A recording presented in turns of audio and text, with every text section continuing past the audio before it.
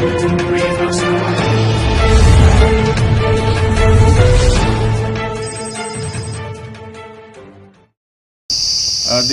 कल दिनांक 5 जून 2026 की देर रात्रि को थाना चरवा की रहने वाली एक महिला के द्वारा सूचना दिया गया कि उनकी नाबालिग पुत्री को उनके ही पड़ोस का रहने वाला एक लड़का बहला फुसलाकर भगाकर ले गया है। इस सूचना पर थाना चरवा पर सुसंगत धाराओं में अभियोग पंजीकृत कराया गया था।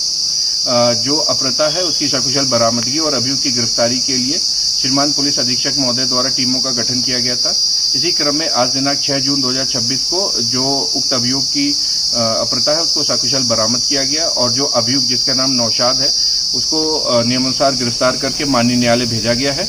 इसमें अभियुक्त की बैंक डिटेल्स एंड जो उसकी कॉल डिटेल्स और वो सब के बारे में गहनता से पुलिस द्वारा जांच की जा रही है तथा इसमें जो भी तथ्य प्रकाश में आते हैं उसके आधार पर आवश्यक विधिक कार्रवाई की जाएगी।